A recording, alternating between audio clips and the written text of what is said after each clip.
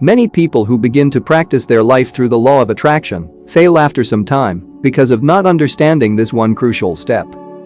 After discovering the law of attraction, you must have gotten overwhelmed and tried to manifest by visualizing your desires, but you must have realized that there is much more to it than believing and thanking if you are to powerfully manifest anything. And that is what you will learn today, and by end of this video you will also know how to manifest $10,000 by end of this week. And you will explore this technique of Neville Goddard, which will truly improve your own creative power within you to master the art of manifesting. So pay close attention.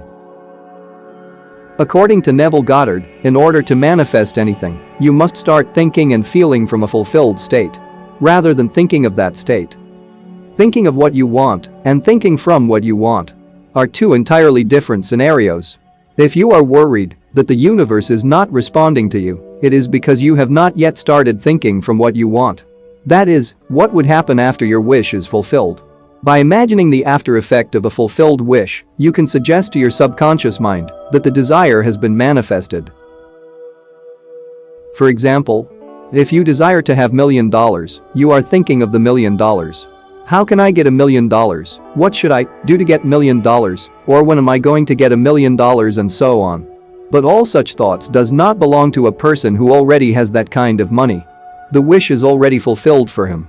So, if you are to traverse from a point where you think of $1 million to a point where you already have it in your bank account, is to change the way you feel at this very moment. But how can you know how it feels like to have that wish fulfilled? What would you see? How would you react? Let's say you want to try his technique to manifest $1,000. Let's start small now. Tell me one thing that you would definitely be doing as a result of getting $1,000. Take a guess.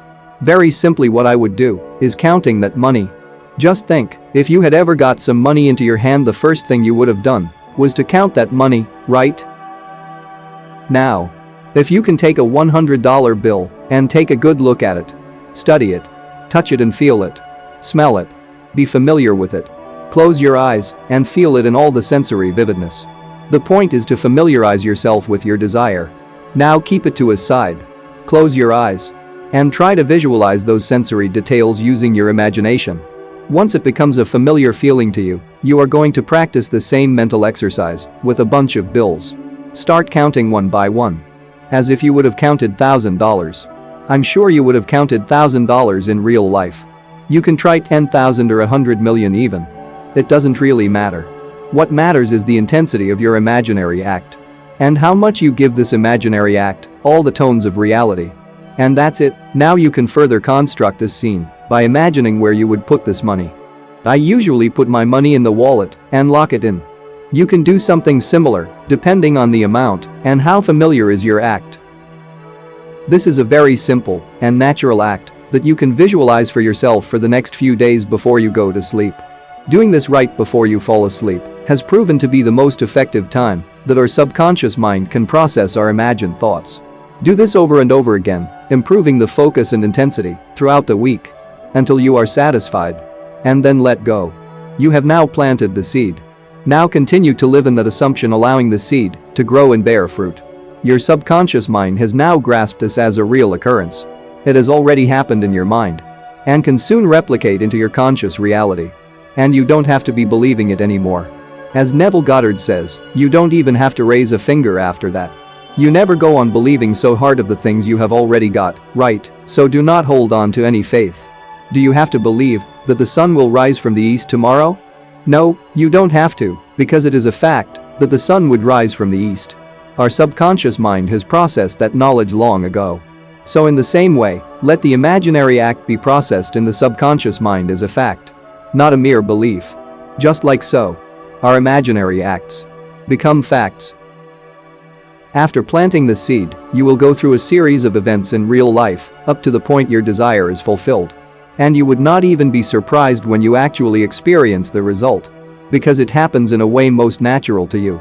You might even think that it would have happened anyway. Shouting out thank you in desperate belief is definitely not the way to go. And having a positive attitude might not be enough either. So be true to yourself and ask what you really want and why, and imagine how it would really make you feel if you had received your wish. Once you experience this true power of your own wonderful human imagination, you will apply this art of manifesting unlike the majority and become a master of your own reality. In our next video, I will show you more examples of how you could apply this technique to fulfill every desire. To receive more videos like this, press the subscribe button and the bell icon for further notifications. Thank you for joining.